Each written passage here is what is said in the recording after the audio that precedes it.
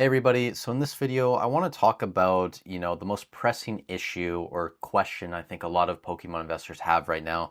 It really is the million-dollar question because if you knew the answer to this, you would be able to put your money into certain products and make way more than the average person in this hobby, probably over the next year or two.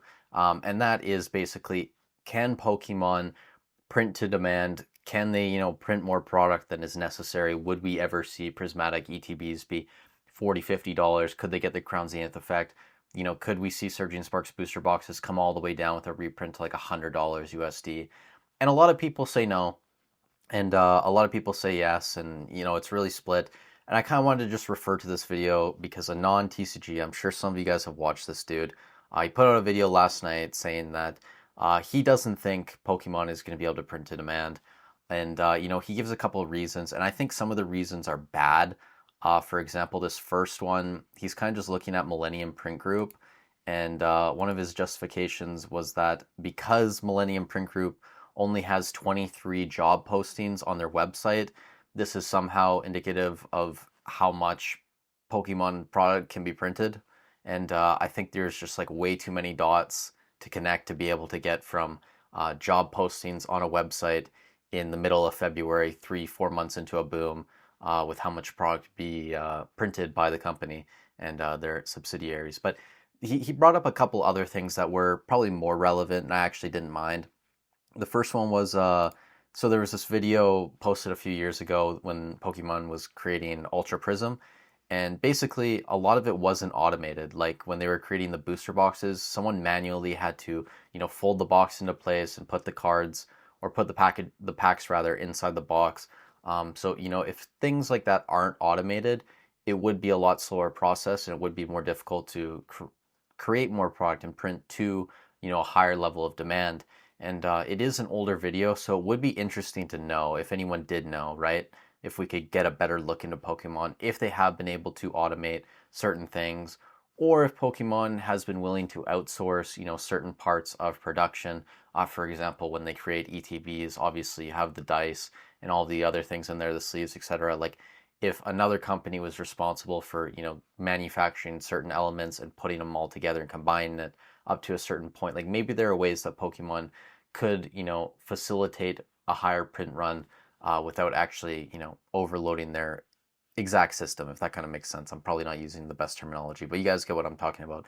And another thing he talks about later in the video, he claims that he was talking to someone on Discord who, kind of worked in like the paper industry and kind of knew like how much paper product Pokemon was buying. And apparently they haven't really been increasing the amount that they've been purchasing. It's been quite steady for a long period of time. And I think that's like more indicative, if anything, about, print run capacity for Pokemon. Like if they were trying to print more, you would imagine they would be buying more product. Again, we still are, making assumptions in that case. And that's kind of the thing I wanted to talk about, right? Everyone who's, made a video and talked about this, we're all just guessing because no one knows. And, anything that you can really point to isn't going to be sufficient evidence. It's just like really, I mean, you can try and make an educated guess, but at the end of the day, like nothing is set in stone based on what we know. So, what you can do is you can hedge against this, right? Because if you think there are going to be big reprints, you probably don't want to buy a lot of prismatic, but a lot of people think that there won't be big reprints and that a lot of these sets are just going to balloon. Well, one thing you can do to hedge against this, if you don't know for sure, is just buy Sword and Shield, guys, because there is still a bit of Sword and Shield left. Like if you go in the Pokemon Center, you still have Brilliant Stars, you still have Astral Radiance, a little bit of Fusion Strike as well in some ancillary products. So for example, if you guys are in the States, I would just be buying these build and battle kits all day. And the reason I haven't bought more of these is because I live in Canada and on every single order we place, we have to pay shipping. We have to pay $10 shipping. So instead of me paying $26 Canadian, I'm paying basically like 28.60, 28.75, something like that after the tax on top of the shipping, which makes it like less desirable for me to just straight out buy these. Now I have bought a couple more of these today. I decided screw it, I'm gonna buy a few more of these. I also bought some of the Astral Radiance ones. One of the upsides to the Astral Radiance is you can buy 10 right now. Now I don't know if they're gonna come in a sealed display of 10. I'm hoping that they do. I imagine if there is a limit of 10 right now, they probably still have a lot of the sealed displays, which are probably a better investment than just the loose ones. You also have some other products like the Morpeko V Union Special Collections. You can still buy 10 of these. I'm not sure how many are in a case. I imagine it's probably going to be, 4 or 6 or something like that. Maybe it's higher, but I imagine probably 6 would be a good guess. You could probably go online and find out. Again, these are probably not the best buy. They still are a tiny bit expensive based on Fusion Strike's pack value. But, if we continue to see a lot of these Sword and Shield sets slowly uptick, these are going to get bought out eventually. The Clara Premium Tournament Collections, the Cyrus ones just went out of stock yesterday. And I know most people don't have access to stock trackers anymore. Like the Poke Notify one is down. I don't know if anyone has one that actually works at this point.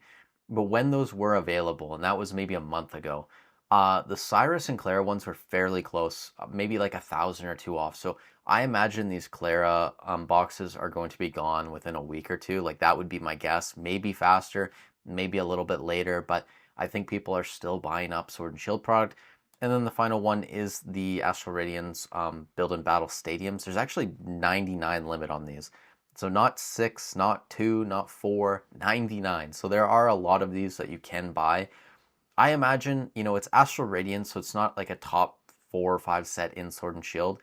But Astral Radiance is still legit, guys. And, we're kind of at that point now where if you go on eBay and you go on the open market and you look at a loose pack price or you look at lots of 36, like you're basically at the same point or maybe making like 5 to 6% buying product at the Pokemon Center and then just selling it on the open market.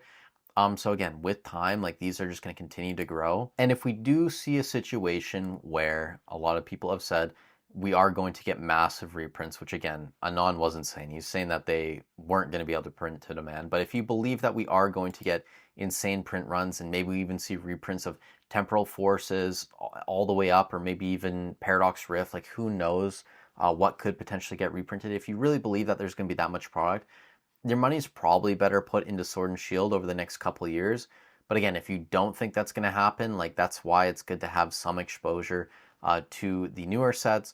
But look, we're not getting any more Sword and Shield, okay? We're not getting any more Brilliant Stars, Astral Radiance, Lost Origin, Silver Tempest, Crown Zenith even. Like all of these sets are done for. We're not getting any more. So if you don't want to buy ancillary products, you could still go buy some other, sets, right? Like I have the build and battle kits up here, and one point I wanted to make about these, which I kind of forgot, is, these have still moved over the past month, month and a half, even when the booster boxes have actually come down in price. A lot of the ancillary products have continued to grow, and this was because, the pack value inside was way too undervalued. Pack prices were way too low based on what the booster box was at. And, I talked about this multiple times. Once you get under that like 60% ratio of loose pack price to booster box pack price, it should be an instant buy. And, Fusion Strike has moved from that middle of January, sitting around $30 up to like 41, 42. So over a 33% move. Same thing with Lost Origin, right? This has moved from, $23, $24 up to around $29, which again is probably like a 20-ish% move, something like that, 25%. So that's still really good from Lost Origin. Again, you're seeing that across the board with all these sets once they go out of stock on the Pokemon Center. So I imagine same thing will happen eventually with Brilliant Stars, Build and Battle Kits once these sell out. And especially nowadays, right? If you've been on YouTube a lot over the past couple weeks, there's been a lot of talk about the ability to basically use, whatever that metal detector thing is to tell if there's a hit inside Sword and Shield packs. Which is a tiny bit concerned, right? I don't think it's super relevant, but in the future, for rip and shippers and stuff like that, I think they're going to be much more inclined to want to buy build and battle kits, booster boxes, basically anything that's a sealed product compared to loose lots. I'm sure if they have good relationships with suppliers and stuff, they'll be fine taking loose pack lots. But it is something to consider in the future that just buying now, buying a sealed product, like you are going to have that little bit of premium over the loose packs as well, which again is just something to consider. But, even if you don't want to buy ancillary products, you could buy Lost Origin booster boxes. I know this is a build and battle kit, but you could buy the booster boxes. You could buy more Fusion Strike booster boxes. Honestly, you could even buy Silver Tempest booster boxes, or not Silver Tempest, Evolving Skies booster boxes. Sorry guys, my brain right now is absolutely fried. But point being, like, even Evolving Skies at $1,300, right? We've looked at the annualized ROI of Evolving Skies multiple times on this channel, and since release and like even up to now, it's still over 100% annualized ROI. To see an ROI of over 100% annually is just wild on a product. And even if Evolving Skies slows down and it comes down to like 50% or 55%, like that is still better than a lot of sets are going to do, especially once they get to around that $1,000 price point. A lot of booster boxes, and we haven't looked at the data in a long time, but when we did look at this, way back last year, a lot of XY boxes and Sun and Moon boxes had annualized ROIs somewhere between 20 and 40%, which is still really good, but nothing compared to Evolving Skies, right? So I think just because it's such a good set, in the future it is going to outperform a lot of other sets that are a bit lower in terms of quality, that are still very expensive, right? So even at this price point of Evolving Skies, $1,300 a box or whatever it's going to be, 1,200, 1,300, you're still probably going to do better on this than a lot of other Sword and Shield boxes and maybe even some Sun and Moon boxes over the next couple years, I would imagine. So you could go that route. You could also buy Crown Zenith, right? I've been buying more Crown Zenith. I bought a couple cases a few days ago from Remy's Card Shop, Card Trader, whatever it is in Canada, 150 Canadian basically, and that's like pretty much market price, maybe a couple dollars under at this point.